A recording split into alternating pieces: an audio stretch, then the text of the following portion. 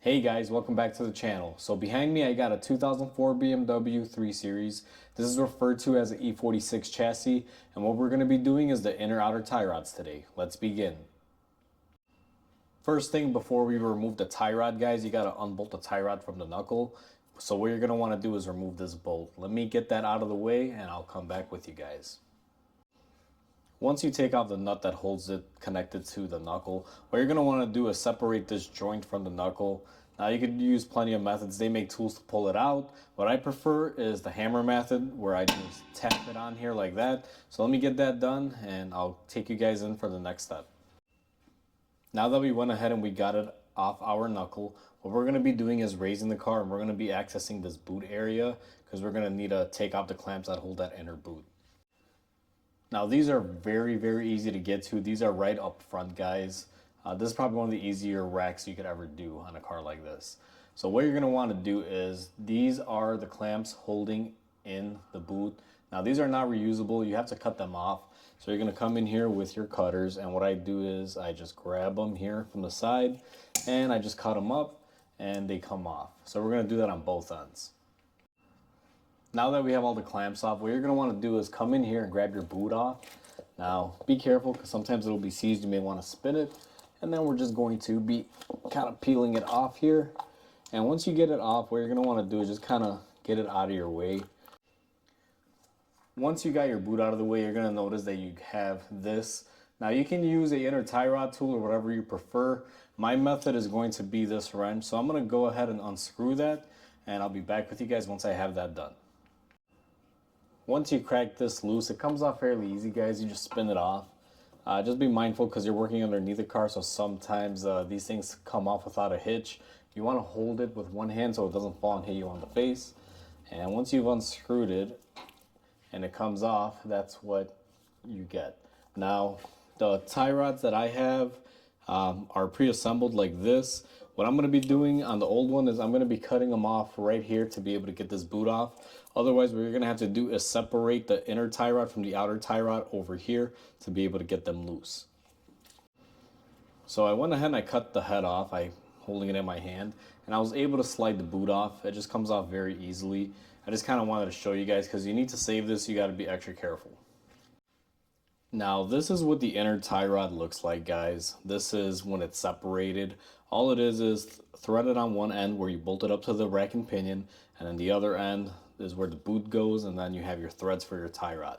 Before I install these, what I like to do is put a little bit of red Loctite on the threads that go inside the rack. So I'm going to go ahead and do that, and then I'm going to take this and I'm going to screw it in and just tighten it up on the steering rack. Now I've gone ahead and I put my Loctite all over, as you guys can see. You don't need a lot of it, but I put enough because you want to be extra secure. You definitely do not want this coming off while you're driving, because if it were to, you're in trouble. You're going to be losing your steering. And then what you're going to want to do is just screw this into place. Once you've tightened it up, what you're going to want to do is take your boot and make sure you reinstall your boot before you go any further. You're going to want to line it up. Now you'll notice this boot looks like it's coming up short. That's because this wheel is pushed out all the way this way. So what we're going to do is turn the wheel so all the way to the left. Once you've tightened it up, what you're going to want to do is take your boot and make sure you reinstall your boot before you go any further.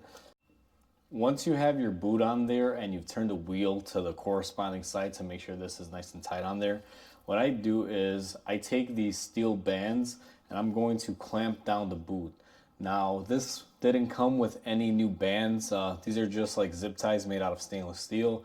They do make all sorts of clamps that you could put on there, like the factory style. However, I don't have them, guys. I just have to improvise.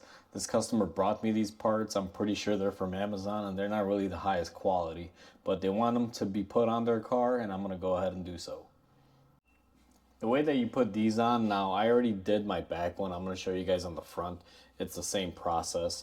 You're going to want to loop it around. Now this is like a zip tie, and you could do this before or after the fact. What I do is I get it fairly close in there. We're going to get it to where it's nice and snug. Now if you just pull it and you think that's tight, you're actually incorrect.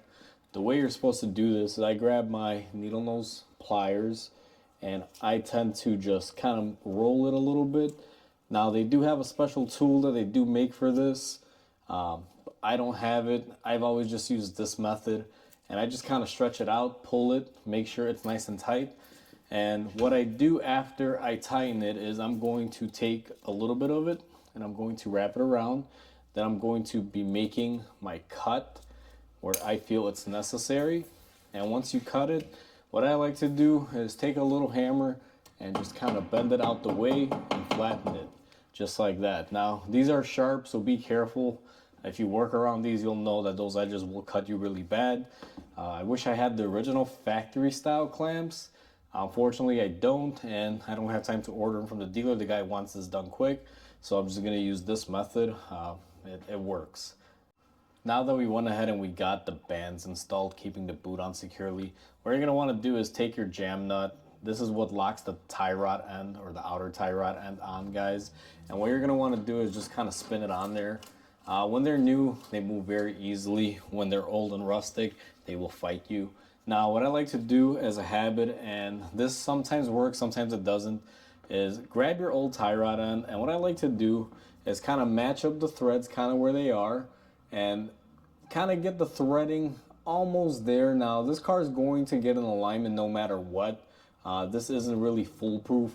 This is just my method of getting it straight enough so I can drive the car on a test drive and to be able to get it down to the alignment shop. Now, I don't have an alignment rack here, so I sub all my work out. But like I said, if you guys kind of line these two up and you line up that nut close to where it was on the old one, it'll be good enough to kind of just, make it down the road. My alignment shop is literally 2 blocks down, so it's not really that far. Now, the next step in this, and this is a BMW thing and a European car thing, you're gonna have this little collar.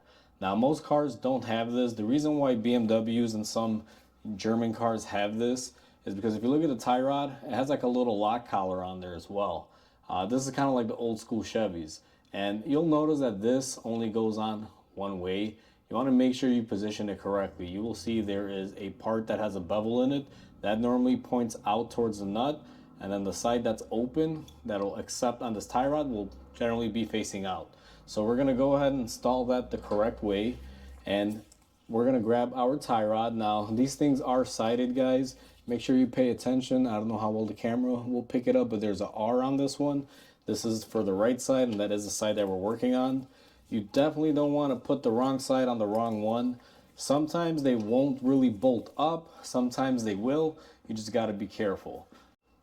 Now that we have our outer tie rod end screwed in all the way, but we haven't tightened it at the lock collar, we're going to go ahead and install it onto our knuckle. It's pretty simple. It'll kind of turn. Once I get it in there, I just kind of wiggle everything and they go together. And then you're gonna go ahead and put the nut on top. Now I'm gonna go ahead and tighten that nut, guys, and I'll be back with you guys on the next step. Now that you went ahead and you got your outer tie rod fastened to your knuckle and bolted up, what you're gonna wanna do is tighten up your jam nut. Now, once you get it close enough to whatever methods you want, a lot of people use like measuring tape and measure out how far in or out they should put it. This car is going to go to the alignment shop. My method was to use the old part just to kind of match it up on threading and do it that way, guys. So what I'm going to do next is take this wrench. I'm going to go ahead and lock down my lock nut. The alignment shop will have to re-loosen this when they do the alignment, and they'll have to make their adjustments on it. I just want to snug it up so that way it doesn't get loose on me and the tie rod doesn't unspin off the inner tie rod. After you've tightened up your jam nut for your outer tie rod, what you're going to want to do is go ahead and put the wheel on and then take it down to the alignment shop to get your alignment done. When you change out a major component like this, guys, you will be needing an alignment. Don't think that you can eyeball this stuff. You're going to shred up your tires or hurt your suspension. Definitely don't want to do it that way. You want to get it in and get an alignment. So with that said, that's how you do tie rods inner and outer on a E46 BMW. Hopefully you guys enjoyed this video. I've kind of decided to switch up the style of videos. Instead of showing you every little thing, I've just decided to make a new video where I just kind of do it step by step. Let me know if you guys love it or hate it. It'll definitely help me make a decision on how to edit my videos. So with that said, hopefully you guys enjoyed this video.